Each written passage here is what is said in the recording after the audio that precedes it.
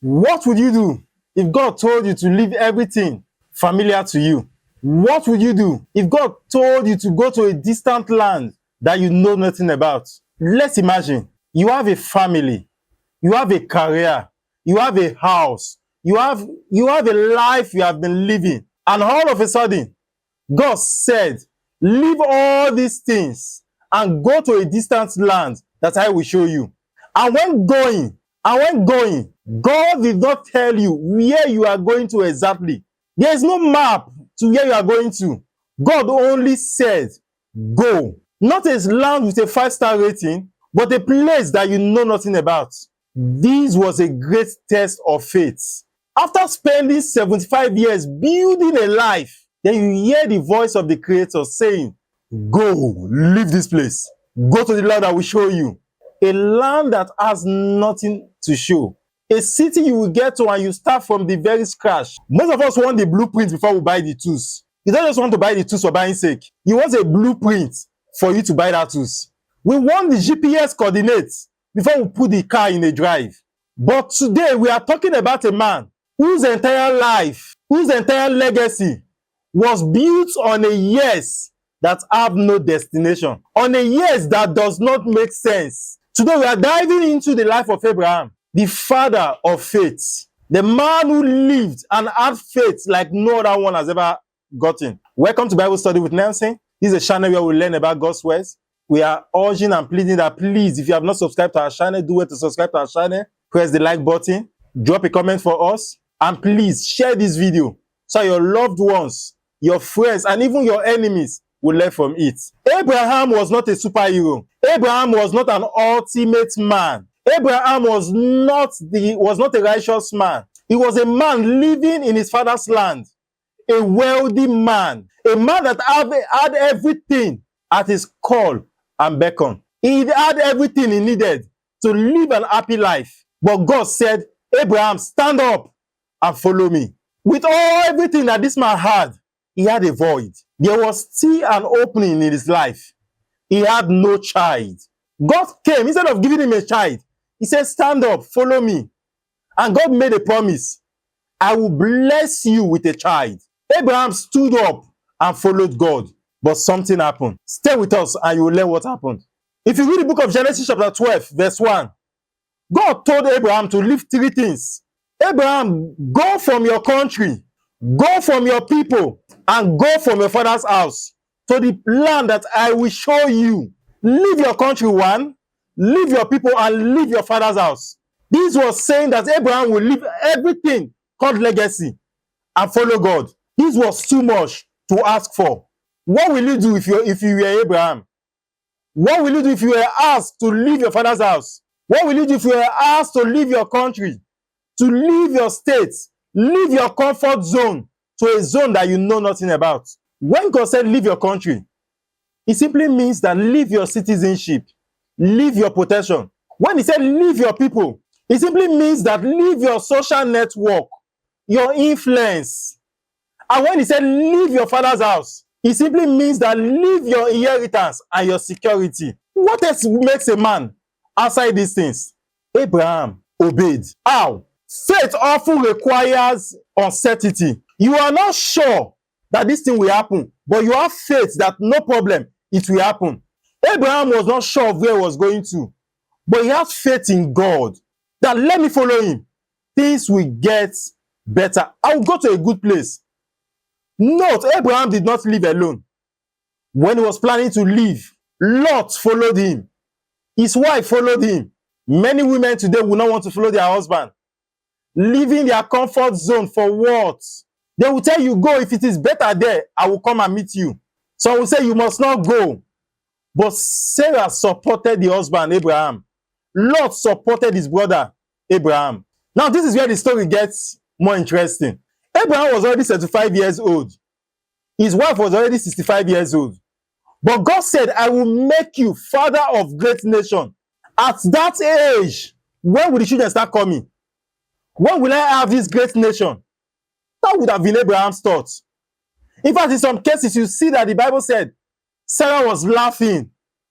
Even when they were still making the promise, after leaving that land, after leaving their father's house, to the land where they settled, when the angels came and they were telling Abraham, your wife will give birth to a son, the Bible says she was laughing. Not because she was mocking them, but she was looking at her age. How old am I to give birth to a child now?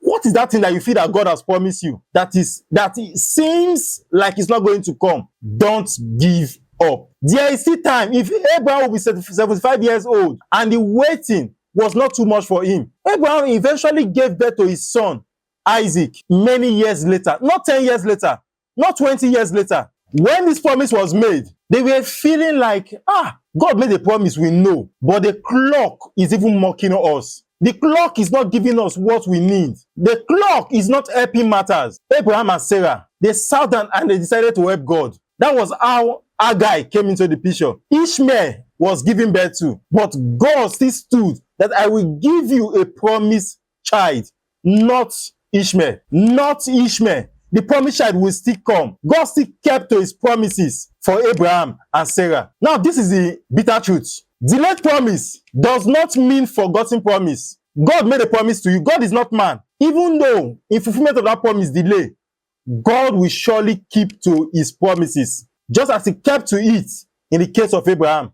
Just have more little faith. In chapter 15 of Genesis, God told Abraham, look up to the sky, count the stars you can see. That is how your children will be. This man has not gotten one after 20 years of the promise. But God is still telling him that the numbers of stars will be the numbers of your children. Just as you cannot count them, so also your children will be unnumbered. Where is this hope coming from? When will this promise be fulfilled? After Abraham got to the land that God showed him, then the ultimate test came. After 25 years of waiting, a child came. Remember, Abraham was 75 years when that promise was made. 25 years later, the promise was fulfilled and the son was given birth to. 25 years later, after the promise had been fulfilled, God told Abraham, take Isaac and sacrifice to me. This was the ultimate test. Will you do it? Come closer, let's ask ourselves this question this day. If God has made a promise to you and it took about 25 years for that promise to be fulfilled, and God told you to return that promise to him, kill that child, sacrifice that child to me, use that money, hand that money over to your congregation, that millions of naira you have in your account, take it. Take from it and give to God. Will you do it? Will you sacrifice your long-awaited time for God? Abraham took his child and went down to offer the child as a sacrifice to God. The Bible did not say, but I'm sure Abraham did not tell Sarah, because Sarah wouldn't have agreed for Abraham to go kill her only child she has waited for many years, that she gave birth to in old age. But Abraham stood up and went with Isaac, and the Lord provided a lamb for Abraham. He said, leave your son. You have faith. You are a man of faith. Sacrifice this lamb unto me. Imagine how Abraham would have felt, even when Isaac was asking him, God, my father, Daddy, where is the lamb that we are going to sacrifice? This is to show that this was not the first time they were going there. But Abraham said, God will provide. And truly, God provided. Are you faced with any test of faith and you feel that God cannot provide for you? Stand up, pray to God, talk to God, and have a faith that God will surely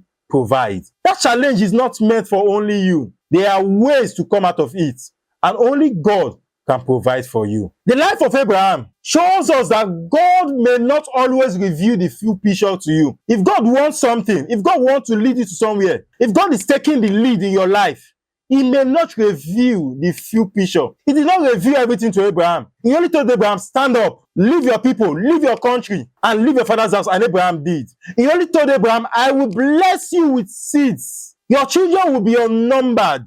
God did not show me a clear picture that this is how it will be. This will be the end result. But something better came. That challenge you are passing through, the clear picture is not here. But look at the front. There is hope awaiting you. There is smiles awaiting you. There are good things awaiting you. Surrender to God. Tell God to take charge. Tell God to lead you to that place you are going to. Tell God that everything he has in stock for you, he should guide you to get them. Don't be selfish. Don't try to help God. Your obedience today is a seed for harvest you may not see for years. But the truth is, you will surely harvest. and your harvest will be more than those who follow the shortcuts. Remember, Abraham did not live to see the millions of stars that God promised him. But we are here. I am here today. You are here today to express that legacy that God has promised Abraham. Now, this is a call for action for you. Before you click away, before you jump away, I want you to be honest. What step of faith have you showed towards God this year? What step of faith is God asking you to do right now that you are failing to do? Is it starting that business? Is it starting that career? Is it building that building you want to build? Is it building that legacy that you think that nothing can help you build? Is it forgiving that person that offended you? Is it forgiving the person that is the test of faith that God has set before you? Or is it finally saying yes to the words of God and accepting him as your Lord and Savior? If there is anything that you feel that God has tested you with, this is time to return back to God. Drop a comment below. Let's know the step that you have taken towards achieving God's faith. That step of faith you have in God. That thing that God is testing you with. Drop a comment for us to know how you are achieving it. Please, if you have learned something from the life of Abraham, do well to press the like button. Drop a comment for us. Subscribe to our channel and share this video.